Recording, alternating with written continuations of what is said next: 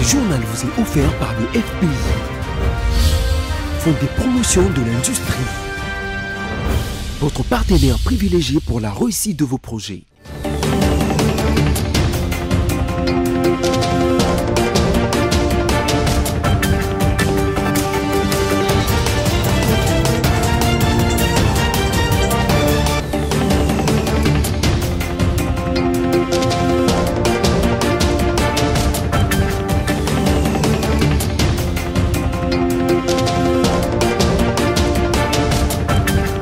Bonsoir à tous et bienvenue à ce journal. Tout de suite, les sommaires. Dans son discours à la population congolaise, l'opposant Martin Fayulu réitère son appel à ses pairs spirituels pour réunir dans les cadres du processus de Kinshasa toutes les parties prenantes autour du thème vérité, réconciliation, cohésion nationale afin d'œuvrer pour un Congo libre, fort, digne et prospère. Et puis l'explosion d'un lobby à Goma a causé plusieurs dégâts matériels, sauf immenses selon les sources locales. Et enfin, Jimmy Carter, humanitaire, diplomate et 39e président des États-Unis d'Amérique, est décédé dimanche à son domicile de Plain en Géorgie après avoir reçu des soins palliatifs. Selon son fils James Carter, il avait 100 ans. Vous suivrez dans ce journal son parcours.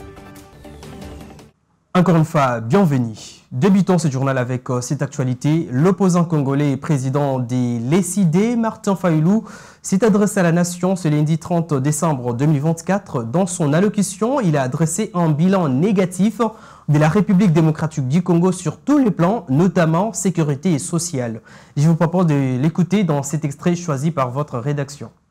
Congolaises et Congolais, très chers compatriotes, en cette fin d'année 2024, je rends grâce à l'Éternel Dieu Tout-Puissant qui nous a protégés et soutenus malgré les épreuves. Malheureusement, beaucoup de nos compatriotes nous ont quittés à cause de la maladie, des accidents, de la pauvreté ou encore des violences causées par les groupes armés, notamment les supplétifs de l'armée rwandaise appelés M23. Et certaines milices exploitant nos richesses naturelles.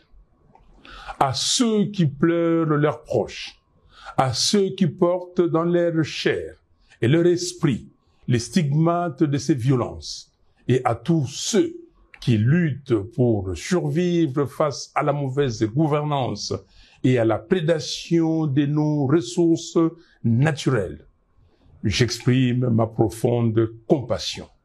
Cette absence totale de rigueur dans la gestion du trésor public accentue le problème auquel nous faisons face. La sécurité est inexistante. Le M23 contrôle plus de 130 localités au nord Kivu. Je répète, 130.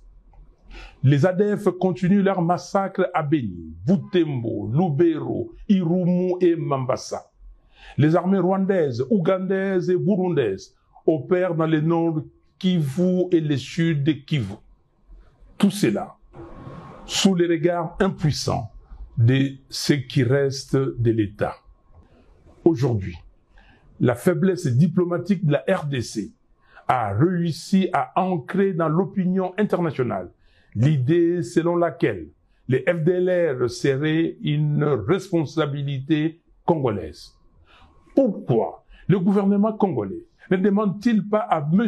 Kagame de discuter avec les FDLR et de neutraliser le M23? Comme annoncé par le ministre de la Santé, le président de la République, Félix-Antoine Tshisekedi Tshilombo, a procédé le week-end dernier à l'inauguration de l'hôpital de Lamouya, rénové. Cet hôpital est composé de 10 bâtiments, 100 lits montés, de services de pédiatrie, gynécologie, chirurgie avec une salle d'opération moderne. Dans son allocution, le gouverneur de cette province a exprimé toute sa gratitude au chef de l'État avant de renchérir que le véritable progrès social commence par la santé. Suivez.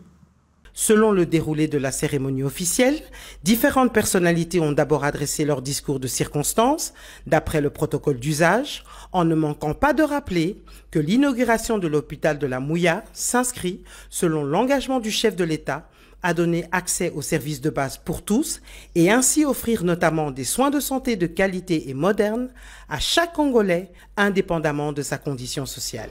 Excellences, Monsieur le Président de la République, chef de l'État, c'est avec une joie immense, un grand honneur que je me tiens debout aujourd'hui pour vous inviter à inaugurer et à visiter l'hôpital de la Mouya. Excellences, dans votre vision du développement de notre pays, vous avez fixé 6 objectifs majeurs. Parmi ces objectifs, il y a l'accès aux services sociaux de base. Vous avez pour ce faire tracé une stratégie pour atteindre l'objectif d'accès aux soins de santé de qualité sans se ruiner et vous avez ainsi instauré la couverture santé universelle. C'est ensuite que le président, accompagné du ministre de la Santé publique Roger Kamba et certains membres du gouvernement, du gouverneur de la province du Kasaï oriental Jean-Paul Mbwebwe, du médecin directeur Dr Edou Kayembe et du reste de la délégation, a ainsi pu procéder à la coupe du ruban symbolique avant de pénétrer pour la visite des installations sanitaires dans l'enceinte de l'établissement flambant neuf, ultra sophistiqué et répondant aux normes internationales. Akumwana mukwantombolo, moamai wakanyinda, mwana wantambwa, mukisimuntu, fachi beton, mwensa chintu chituikai mwa chikwenza mukasaye muka. Dans le cadre de cette inauguration, une action humanitaire a été organisée par l'équipe de la Cellule nationale de coordination des activités médicales humanitaires, initiée par le ministère de la Santé en collaboration avec des partenaires internationaux pour la prise en charge des pathologies chirurgicales. Et après Mbujimayi, direction Chikapa, chef-lieu de la province du Kasaï, où le président de la République, Félix-Antoine Tshisekedi Tshilombo, a tenu un meeting populaire au terrain Missioni devant une foule immense. Venez l'écouter. Dans son discours, le chef de l'État a évoqué le premier axe prioritaire de son programme quinquennal concernant l'emploi des jeunes. Il s'est engagé à encadrer les jeunes enfants qu'ils trouvent du travail. La presse présidentielle. Chikapa, chef-lieu de la province du Kasaï, a vécu ce dimanche 29 décembre une journée particulière. Une année après son passage, lors de sa campagne électorale, le chef de l'État Félix-Antoine Tshisekedi était de retour dans les Kasaï pour remercier le peuple kassaïen qui a sensiblement contribué à sa réélection à la tête du pays. À l'aéroport national de Chikapa, l'ambiance était au rendez-vous. Après les honneurs militaires, les gouverneurs de province, les notables kassaïens et membres du gouvernement se sont alignés en comité restreint pour saluer les garants de la nation en itinérance. Mais l'effervescence au sens du mot, c'est à l'extérieur de l'aéroport qu'il fallait la vivre. Le chef de l'État a pris un bain de foule sur 1 kilomètre en direction du lieu du meeting entre chants, cris et ovations.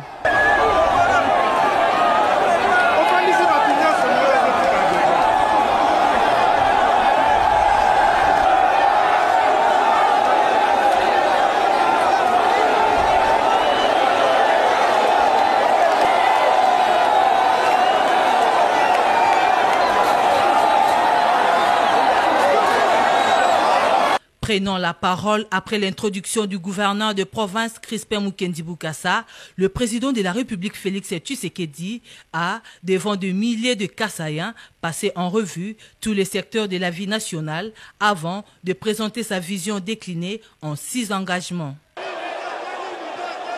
Et pourtant, tout dit Moussokou Mwimpa, Kassaï Ketwa Kankimpa Katamba, Kakengela Nuni, tu fais ta menji mimpa.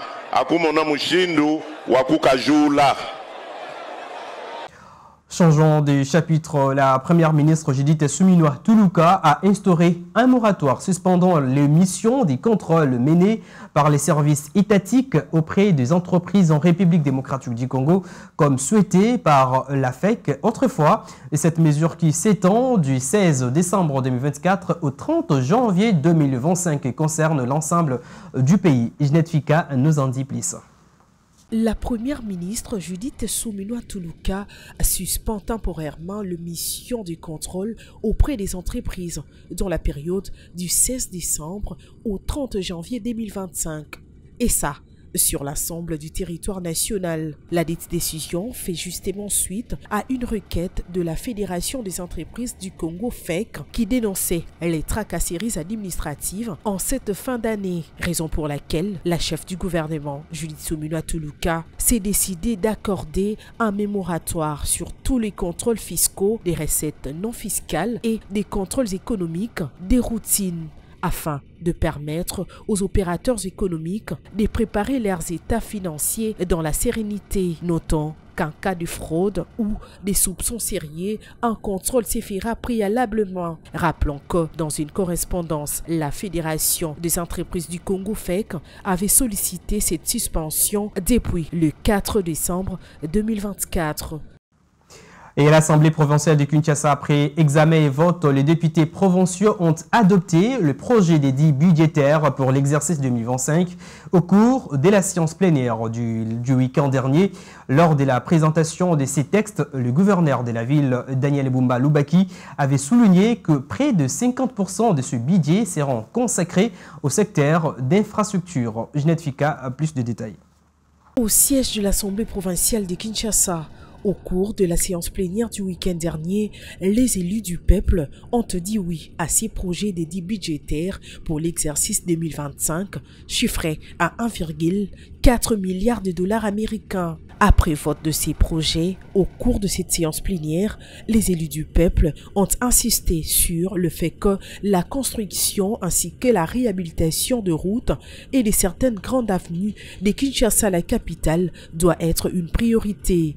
Car, selon eux, ceci pourrait lutter contre les embouteillages dont fait face la population congolaise. Déjà adopté, ce texte sera envoyé au gouverneur de la ville-province de Kinshasa, Daniel Bumba Lubaki, et entrera en vigueur à partir du 1er janvier 2025, après sa promulgation. Mesdames et messieurs, parlons sécurité à présent. Un obus a explosé dans la soirée des dimanche 29 décembre 2024 à Goma, au chef-lieu du Nord Kivu, plus précisément dans l'enceinte du palais de justice situé au quartier Kishiro, commune de Goma. L'origine de cet engin de guerre n'est pas déterminée jusqu'à présent. Selon les sources locales, l'explosion a causé des dégâts matériels sans faire de victimes humaines. L'explosion a également endommagé le mur et brisé plusieurs vitres du palais de justice. La détonation a provoqué une perte au sein des habitants de la contrée. Il faut signaler que la situation sécuritaire à Goma demeure très précaire. La semaine dernière, par exemple, des explosions similaires avaient déjà été signalées dans d'autres quartiers de la ville de Goma, notamment à Imbi, sans que leurs auteurs ne soient identifiés. Jusqu'à présent, les autorités compétentes n'ont rien dit sur ces explosions en série. Restons toujours dans ce chapitre des sécurités. Lutte contre le phénomène Kuluna Kinshasa, la capitale. Depuis le lancement des opérations qui consistent à traquer des inciviques, ces inciviques et notamment l'opération Dobo, la police congolaise ne baisse pas le bras. Les patrouilles spéciales se font partout dans la ville. La nuit d'hier au dimanche, la PNC a mis la main à un lot de présumés criminels qui ne cessent de déranger les Kinois. À cet effet, la police nationale congolaise rassure la population quant à leur sécurité en cette période festive. Et puisqu'on parle de l'opération Dobo, lancée il y a quelques semaines déjà, quelques Kinois interrogés ce matin ont donné un bilan négatif et demandent aux autorités compétentes d'essayer de renforcer des mesures qui pourra faire en sorte que cette situation prenne définitivement fin dans la capitale congolaise. On les écoute au micro de Léa Baboulé et Abel Kassongo. Comme étant Kinois qui circulent sur toutes les rues de Kinshasa, le changement, ce n'est pas vraiment dans notre constat. Ce n'est pas dans notre constat, autant plus que tous les jours, il faut bien suivre le média. Et là où il y a des informations qui nous viennent de partout, vous allez comprendre qu'il n'y a pas de changement. Ces phénomènes ne cessent de ravager la ville de Kinshasa. Si on peut quand même essayer de comparer, on reviendra en arrière pour parler de l'opération Mbata, l'opération du Kofi avec le fameux Kanyama, qui avait lancé une opération pour déstabiliser ces phénomènes Kuluna. Vous allez être d'accord avec moi que l'opération Likofi avait réussi à mettre fin à ces phénomènes Kuluna. Tout le monde pouvait les témoigner dans des marchés, surtout le grand marché, où nos mamans, nos frères qui y vont tous les jours ne cessaient de témoigner que l'opération Likofi a vraiment des résultats positifs, parce que ces Kuluna, ces voleurs de tous les jours ne pouvaient plus opérer dans des lieux publics comme nous le voyons aujourd'hui. Alors, à comparer, comme je disais, à cette opération qui vient d'être lancée, opération Ndobo, en tout cas, on est toujours sur les qui-vive dans les lieux publics. On ne fait pas encore confiance aux autorités de mettre vraiment la main à la pâte pour que leur opération ne tourne pas à leur propre honte. Elles doivent nous assurer qu'elles sont là pour protéger la population quinoise.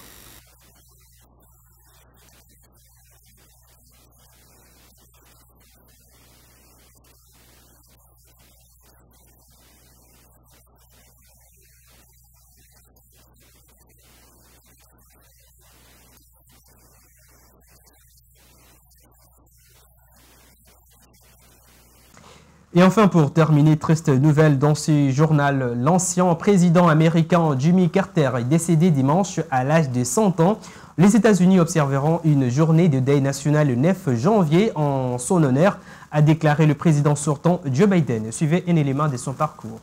L'ex-président américain et prix Nobel de la paix, Jimmy Carter, est mort dimanche à l'âge de 100 ans dans sa ville natale de Géorgie, dans le sud-est des États-Unis d'Amérique, provoquant une pluie d'hommages de ses successeurs à la Maison-Blanche et dans le monde entier. Le président sortant, Joe Biden, a décrété une journée de deuil national le 9 janvier en l'honneur du démocrate, salué par de nombreux dirigeants étrangers pour son engagement en faveur de la paix et des droits humains, bien au-delà de son unique mandat. Tous les présidents américains encore en vie et qui lui ont succédé se sont empressés de s'incliner devant la longue existence hors du commun de celui qui rien n'est destiné à être président et qui était l'ancien locataire de la Maison Blanche les plus âgés. Jimmy Carter avait annoncé en 2015 qu'il souffrait d'un cancer du cerveau et bénéficiait des soins à domicile depuis près de 2 ans. Il avait été élu à la Maison Blanche en 1976 dans une Amérique encore marquée par le scandale du Watergate qui avait poussé le président Richard Nixon à la démission. En 1982, après avoir quitté la Maison-Blanche, Jimmy Carter a fondé le Centre Carter pour promouvoir les développements, la santé, la résolution des conflits à travers le monde. Voyageurs infatigables, on les retrouve partout au Mexique,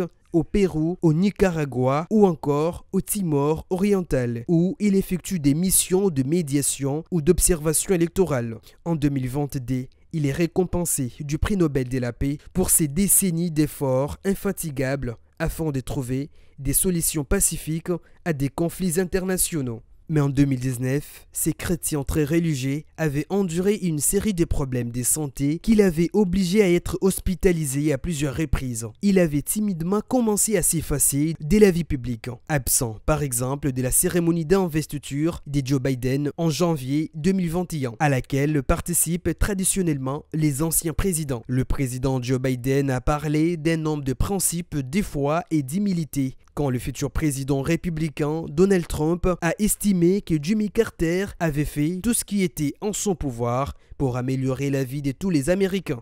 Et ce journal est terminé. Place à présent au rappel des principaux titres. Vous l'avez suivi, l'opposant Martin Fayulu réitère son appel à ce père spirituel pour réunir dans les cadres du processus de Kinshasa toutes les parties prenantes autour du thème vérité, réconciliation, cohésion nationale afin d'œuvrer pour un Congo libre, fort, digne et prospère. L'explosion d'un obus à Goma a causé plusieurs dégâts matériels sauf humains selon les sources locales. Vous avez suivi les détails dans ces journaux. Et enfin, Jimmy Carter, humanitaire, diplomate et 39e président des États-Unis d'Amérique, est décédé dimanche à son domicile de Plan en Géorgie après avoir reçu des soins palliatifs selon son fils James Carter. Vous avez suivi dans ce journal son parcours. Mesdames, Messieurs, ce journal est complètement terminé. Merci de votre fidélité. Au revoir et à la prochaine.